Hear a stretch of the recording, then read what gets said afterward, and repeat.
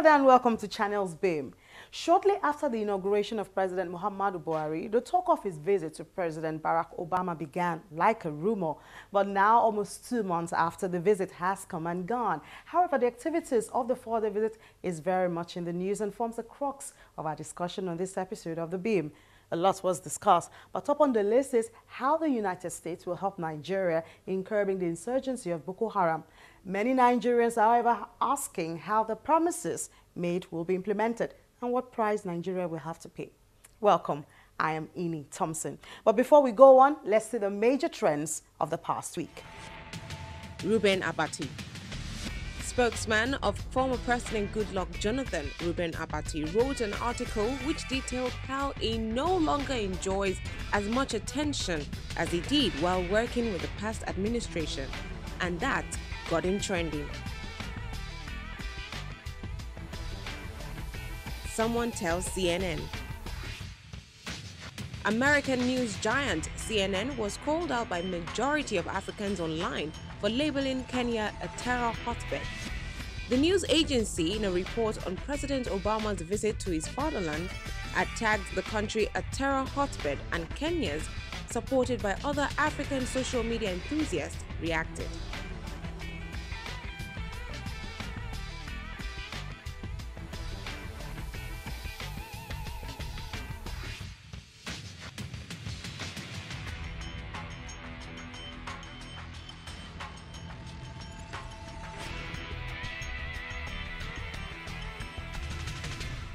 Those were the trends. Let's now delve into today's discussion. For me, and from what I've seen, I think I can best describe it as General Muhammadu Buhari has gone to the US with a begging bowl, just like the way he went to the G7. You understand? And one thing about international politics is and international relations is that you don't go begging. You go from the position of strength and interest.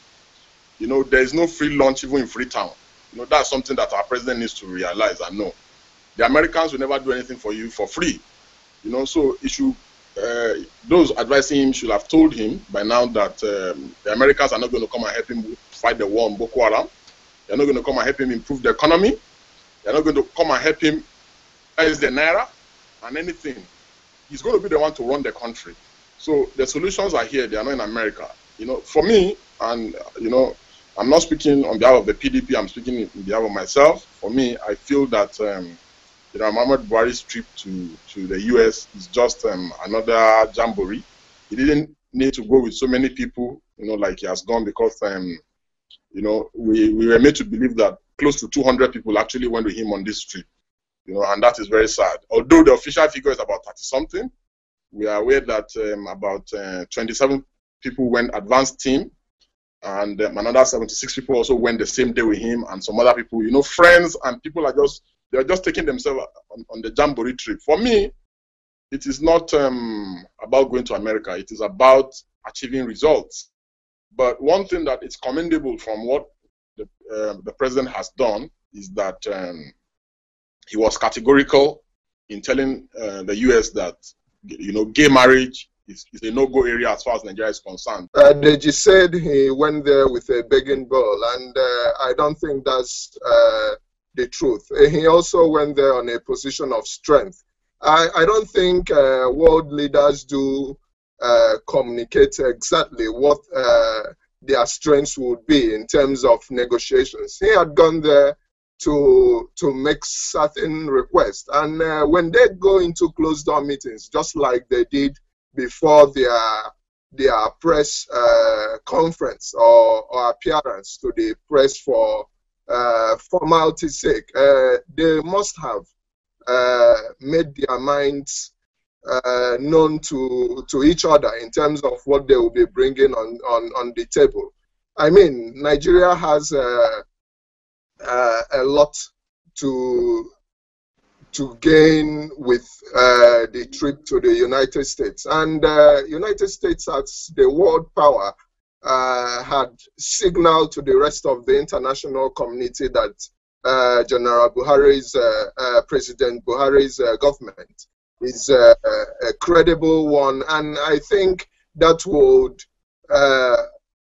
influence other world leaders and other stakeholders in the international community to respond to the needs of Nigerians. Particularly, the president had gone to request that the U.S. government help Nigeria to repatriate stolen funds that are in the United States and elsewhere around the world. And you know what that means when we have the support of the United States government.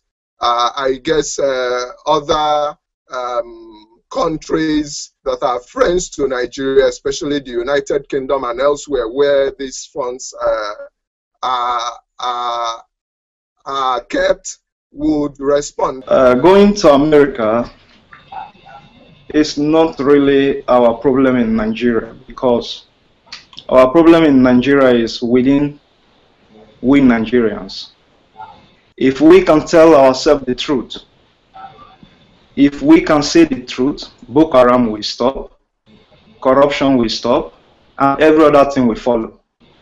Because it's been, I think, the America, if they wanted to help Nigeria in fighting this issue of Boko Haram, they might have done it long ago. So what I see in that visit is a way of trying to lobby this new president for them to have control over Nigeria and other parts of Africa, enabling them to come agreement with them to sign gay marriage. That is all the American policy. That is what Obama is fighting for. Let's pause on that conversation and then we'll continue after this break.